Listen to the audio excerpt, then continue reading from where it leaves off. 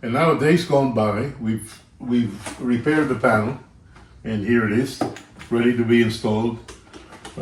We do a permanent repair, so this panel is not coming apart again. We make sure of that, and we've repaired most of the wrinkles and the torn parts on top of the foam as well. So let's get to it. So just to recap, we're going to install in the reverse order that when we took it out. Basically, it's just going to be 3 connections, the Bowden cable and the 2 electrical connections. Some cars may have 1 or 2 more, depending on the options that it came with. The easiest thing to do first is holding the panel securely. We're going to do the blue connector first. It just goes in with the latch open completely. So you just press it in. And as you press it in, the latch will close on itself and you'll hear a distinctive click. The second one, right here, it just, again, a little click. And finally, the Bowden cable. First, the ferrule goes into the center. The little white piece, you slide it back, let it come forward, and it also clicks.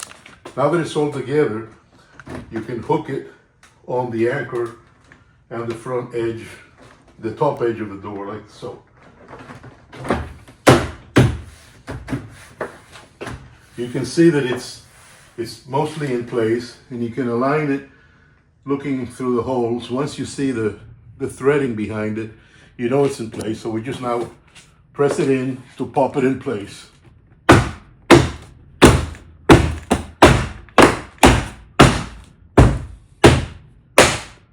And now we'll install the hardware. Remember, there's 5 bolts and 1 screw on the bottom. And the 5 big ones are all Torx number 30. So the first one goes in the corner, like so. I like to use hand tools. That way you can control the tightening. You don't strip it if it's not coming in right. You back it off. So I'd rather do that than electric tools or power tools. Second one goes right through the door handle here.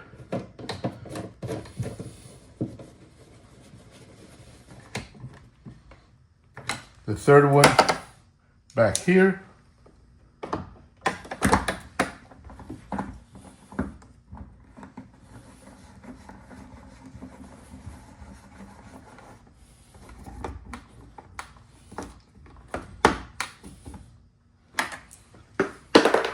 Now we're ready for the door handle, which gets inserted through the holes like so. It'll align itself. And then the remaining 2 large T30 bolts.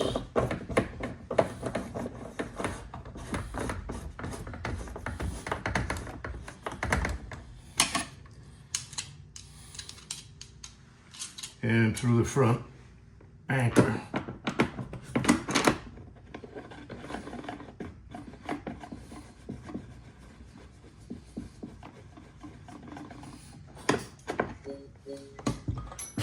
The final one is the T25 that goes underneath, next to the reflector here, the light.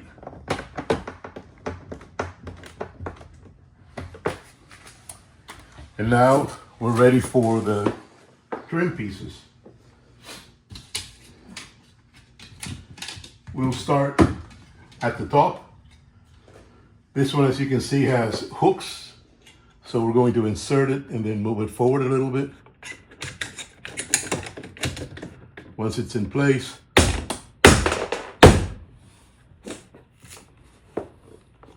next we'll do the door latch.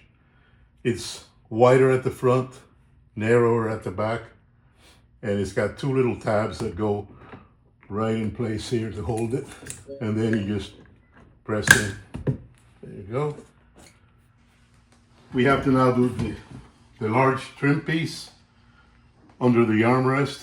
And again, just align the spring clips to the holes. inserting this part first, and now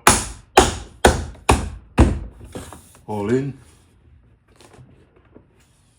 The armrest itself, as you can see, has a screw here halfway through and a hole that needs to go in through and then move forward a little bit. So you align it with the hole, move it forward, and there it goes.